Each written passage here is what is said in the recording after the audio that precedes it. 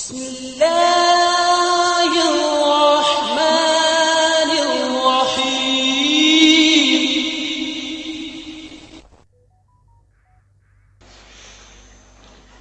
اللہ تعالیٰ جل شانہ نے قرآن مجید فرقان حمید میں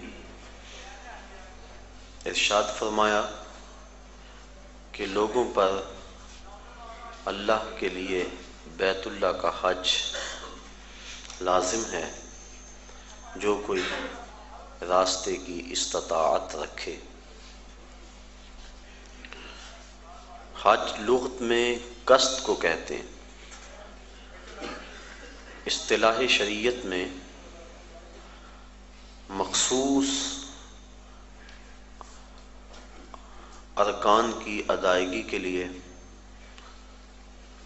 حرمین کے سفر کی جو نیت کی جاتی ہے اور وہاں حاضری کے لیے بندہ پہنچتا ہے اس کو حج کہتے ہیں۔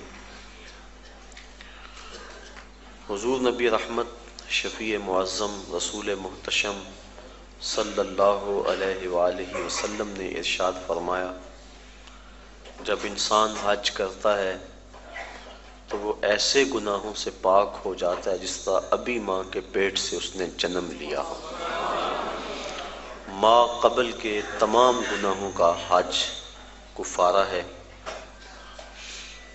اور اگر کوئی استطاعت رکھنے کے باوجود حج نہیں کرتا تو حدیث میں سخت وعیدیں موجود ہیں۔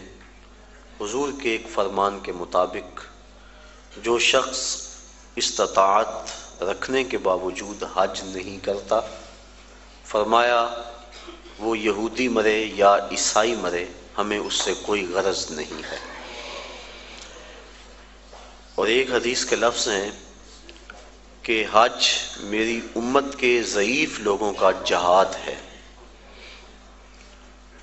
حج کی فضیلت کے عنوان سے کتب حدیث کے اندر بہت کچھ موجود ہے۔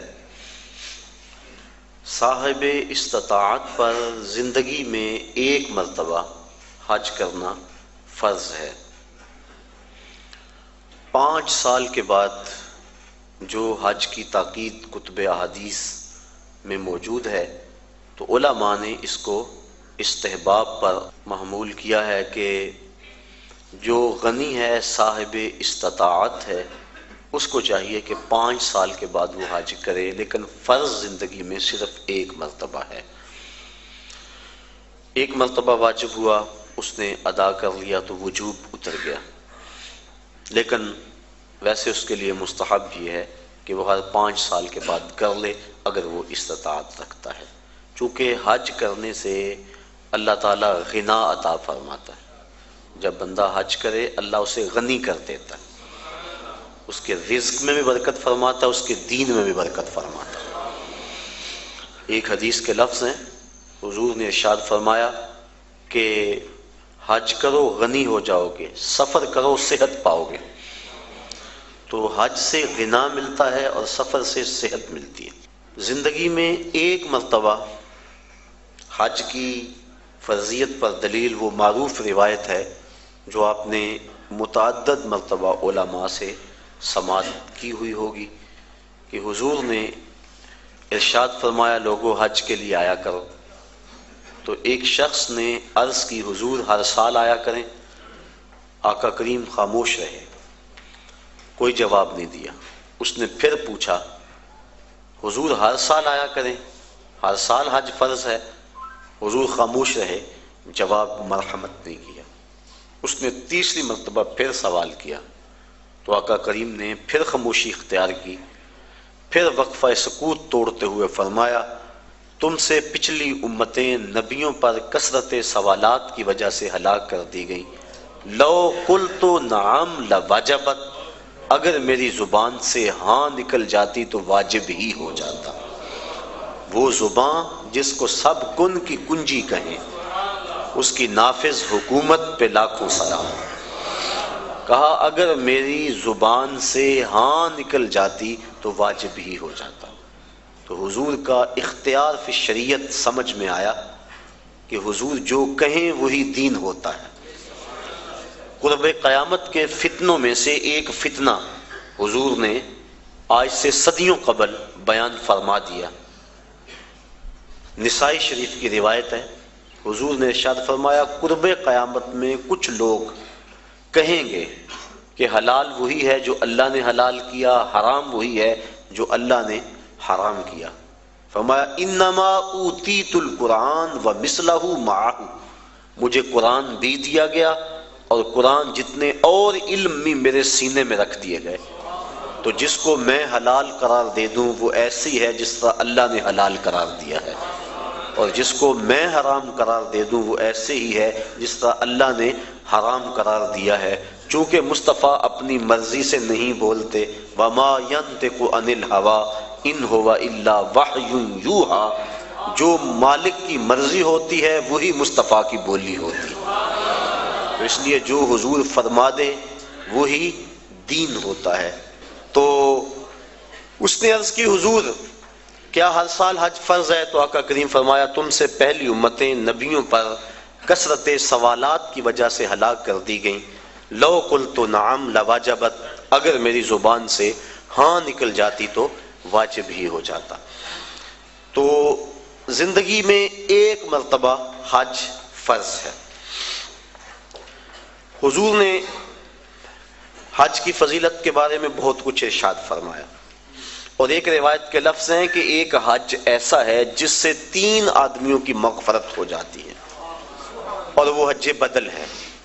کوئی اپنے والدین کی طرف سے، اپنے کسی عزیز کی طرف سے کسی کو حج کروائے تو ایک جس نے حج کیا اس کی بخشش ہو گئی، ایک جس نے حج کروایا اس کی بخشش ہو گئی، ایک جس کی طرف سے حج کیا گیا اس کی بخشش ہو گئی۔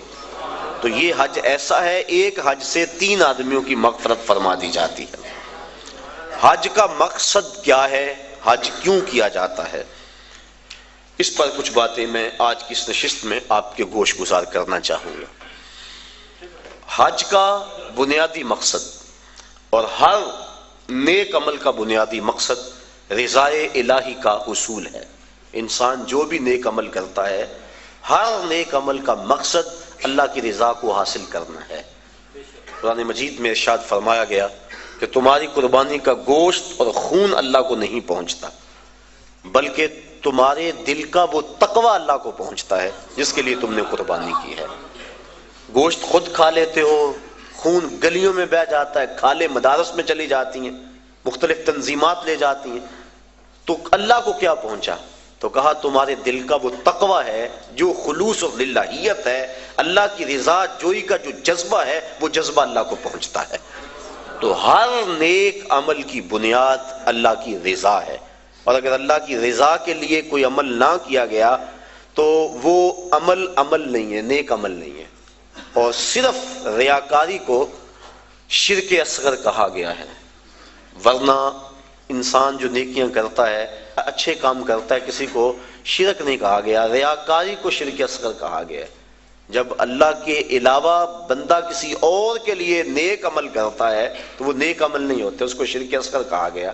اور قیامت کے دن اللہ تعالیٰ جل شانہ ارشاد فرمائے گا کہ جن کے لیے تم نے یہ عمل کیے تھے ان سے اس کا اجر لے لو، میرے لیے تو تم نے کیے نہیں تھے، جن کے لیے کیے تھے ان سے ان کا اجر لو۔ تو اب کوئی وہاں اجر دینے کی صلاحیت بلا کیسے رکھتا ہوگا؟ تو جب بھی انسان نیک عمل کرے تو بنیادی فلسفہ یہ ہونا چاہیے کہ میں اللہ کی رضا کے لیے کر رہا ہوں۔ اور انما الاعمال بالنیات، یہاں بھی یہی مراد ہے کہ اعمال کا دار و مدار حسن نیت پر ہے، خلوص پر ہے۔ تو حج کا بھی باقی اعمال کی طرح پہلا بنیادی مقصد اللہ کی رضا کو حاصل کرنا ہے۔ حج کا دوسرا مقصد، حج مسلمانوں کا عالمی اجتماع ہے۔